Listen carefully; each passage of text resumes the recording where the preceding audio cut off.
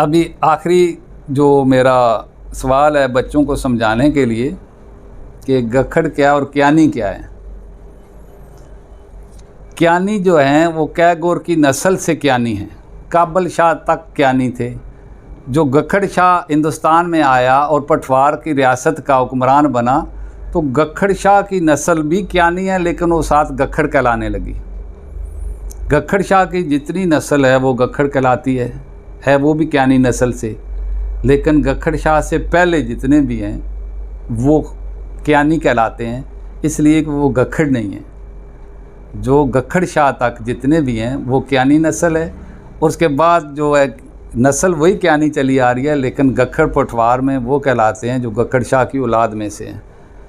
तो ये गखड़ तकरीबन जो है ये कश्मीर में पुंछ हो गया, कोटली हो गया, मीरपुर हो गया, डुडियाल हो गया, दान गली हो गया, कोटा हो गया, रावलाकोट में, इसके अलावा ये सारा पठवार खिता पठवार कहलाता था। ये तो पाकिस्तान बनने के बाद की तकसीम है, पहले ये सारा खिता पठवार था अटक तक। तो ये मकसद है गखड़ों के हवाले से। दूसरा मैं एक आम पैगाम देना चाहता हूँ अपनी नई नस्ल को, और कुछ जिन लोगों को इस चीज़ का मुतालिया नहीं है कि हम राजे नहीं हैं। राजा एक टाइटल है हिंदुस्तान का। ये हिंदू जो थे वो राजे थे, वो जो मकसद हुकूमत करते थे, राजा तो उसको ही कहते थे। हमारी पुरानी तारीख़ में कहीं राजा लफ्ज़ मैंने नहीं पढ़ा। हमारे बड़े भी जो थे वो सुल्तान बोगा ख़ान साथ लिखा हुआ है, कहीं राजा नहीं लिखा हुआ उनके साथ। गखड़ शाह क्या नहीं लिखा हुआ, कहीं उनके साथ राजा नहीं लिखा हुआ।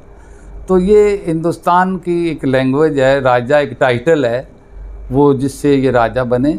लेकिन जब भी बच्चों का इंदराज कराएं, मकसद यूनियन काउंसिल में पैदाइश का, जब बल्दिया के दफ्तर में जब भी इंदराज कराएं बच्चों का, तो उसमें जो गखड़ रखवाएं, और साथ वो गोत अगर पता है तो गखड़ बग्याल लिखवा सकते हैं, गखड़ सिकंदराल लिखवा सकते हैं, गखड़ फ़रोज़ाल लिखवा सकते हैं। जो भी उनकी गोत है ये वो साथ गोत भी लिखवा सकते हैं अगर उनको मालूम है, नहीं तो वो गखड़ लिखवा सकते हैं। तो कई मैंने देखा है जी गखड़ राजपूत लिखवाते हैं। हम राजपूत नहीं हैं, राजपूत सिर्फ हिंदुस्तान के लोग थे। हमारे जद्दे अहमद मुसलमान थे जिन्होंने हिंदुस्तान के लोगों को कलमा पढ़ाया था, इसलिए हम राजपूत नहीं हैं। हम क्यानी नस्ल से हैं, क्यानी कहलाते हैं।